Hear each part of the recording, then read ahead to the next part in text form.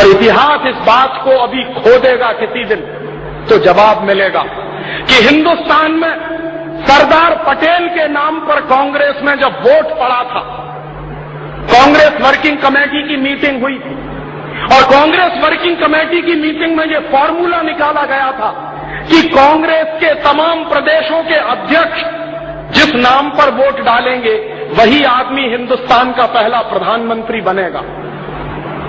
और इसका फॉर्मूला कैसे बनाया गया था कि जिस आदमी के नाम पर सबसे ज्यादा वोट पड़ेंगे वो कांग्रेस का प्रेसिडेंट बनेगा और कांग्रेस का प्रेसिडेंट ही हिंदुस्तान का प्राइम मिनिस्टर बनेगा।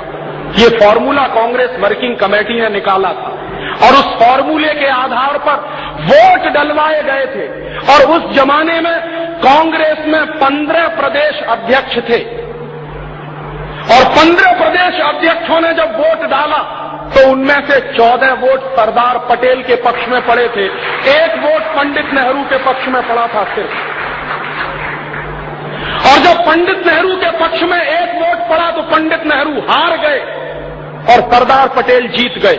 तो कांग्रेस वर्किंग कमेटी के फॉर्मूले के आधार पर सरदार पटेल को कांग्रेस का अध्यक्ष बनाना तय हुआ और सरदार पटेल जब अध्यक्ष बनेंगे तो वही हिंदुस्तान के प्रधानमंत्री बनेंगे, ये भी तय हुआ।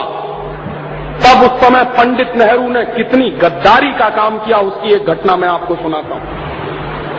बहुत कम लोग जानते हैं कि जिस आदमी को आप चाचा नेहरू कहते रहे उसने सारे देश को कैसे बेचा है, उसकी आप घटना सुनिए। तो पंडित नेहरू के चरित्र में और सीताराम केसरी के चरित्र में आपको कोई फर्क नहीं समझ में आएगा। हुआ क्या, जब सरदार पटेल वोट जीत गए 14 वोटों से, मैसिव मेजॉरिटी से, तो तय हो गया कि अब तो कांग्रेस के प्रेसिडेंट सरदार पटेल बनेंगे और पंडित नेहरू हार गए, जमानत जब्त हो गई। कारण क्या था, पंडित नेहरू को कांग्रेस में कोई पसंद नहीं करता था। ये सबसे बड़ा सच है, कांग्रेस में कोई पंडित नेहरू को पसंद नहीं करता था। क्यों? उसका कारण था कि पंडित नेहरू चुरूट भी पीते थे, सिगरेट भी पीते थे और लेडी माउंटबेटन के साथ उनके जो संबंध थे उनके बारे में कांग्रेस का बच्चा बच्चा जानता था। नेहरू जैसा चरित्रहीन व्यक्ति इस देश में शायद ही कोई दूसरा होगा, ये मैं कह रहा हूं। और उस कन्विक्शन के आधार पर जो नेहरू के बारे में जानकारियां मुझे मिली, और आप अगर ये जानकारियां देखना चाहें तो मेरे पास ऐसे 4 फोटोग्राफ हैं जो पंडित नेहरू की धज्जियां उड़ा सकते हैं इस देश में। उनमें से 2 फोटोग्राफ तो अभी छप चुके हैं। आपने अगर 15 अगस्त 1997 की इंडिया टुडे पढ़ी हो और नहीं पढ़ी हो तो जरूर खरीद लीजिए, कहीं से मिल जाए तो। उस 15 अगस्त 1997 की इंडिया टुडे में पंडित नेहरू के 2 फोटोग्राफ छपे हैं और उन दोनों फोटोग्राफ को देखने के बाद किसी भी शर्मदार आदमी की आंखें शर्म से नीचे झुक जाएंगी। वो उस आदमी के वो दृश्य हैं उसमें। कोई भी शर्मसार सा आदमी ये मानने को तैयार नहीं होगा कि ये हिंदुस्तान का पहला प्रधानमंत्री था। इसलिए कांग्रेस में पंडित नेहरू को कोई पसंद नहीं करता था, लेकिन पंडित नेहरू को सबसे ज्यादा पसंद करते थे अंग्रेज और लॉर्ड माउंटबेटन। लॉर्ड माउंटबेटन को तो बाकायदा भेजा गया था पंडित नेहरू को फंसाने के लिए और पंडित नेहरू उसमें फंसे थे। तो लॉर्ड माउंटबेटन और अंग्रेज पंडित नेहरू को पसंद करते थे। क्यों?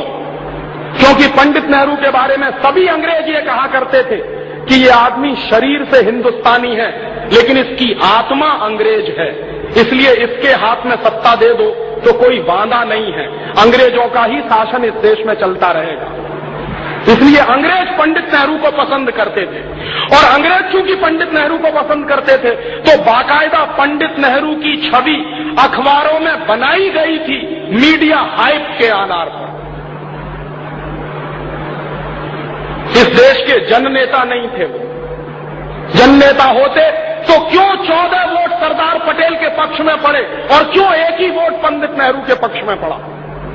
और जब पंडित नेहरू ने समझ लिया और देख लिया कि अब दाल गलने वाली नहीं है, मैं चुनाव भी हार गया हूं, कांग्रेस वर्किंग कमेटी में मेरी मेजॉरिटी भी नहीं रही है, तो पंडित नेहरू गए गांधी जी के पास। और ये गांधी जी के जीवन की सबसे ब्लंडर मिस्टेक मैं मानता हूं जो हुई।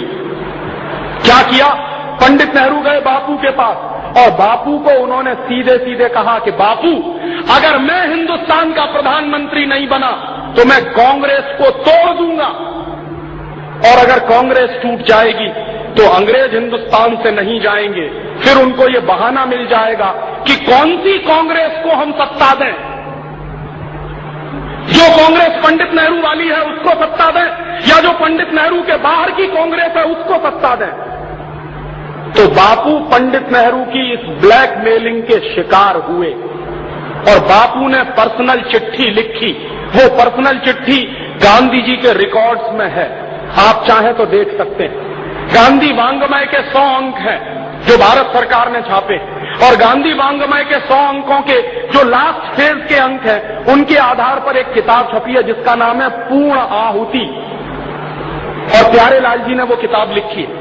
प्यारेलाल जी गांधी जी के सेक्रेटरी हुआ करते थे, तो प्यारेलाल जी ने पूर्ण आहुति में वो चिट्ठी छापी है जो गांधी जी ने पटेल को लिखी थी। क्या चिट्ठी है कि सरदार पटेल, मैं जानता हूं कि तुम जीत गए हो, लेकिन नेहरू को प्रधानमंत्री बनाना है, इसलिए मैं चाहता हूं कि तुम वापस ले लो अपना नाम। सरदार पटेल ने बापू से सीधे मिलकर कहा कि बापू, ये आपकी अगर अंतरात्मा है तो मैं तो हमेशा आपका सेवक रहा हूं, आप कहते हो तो मैं अपना नाम वापस ले लेता हूं।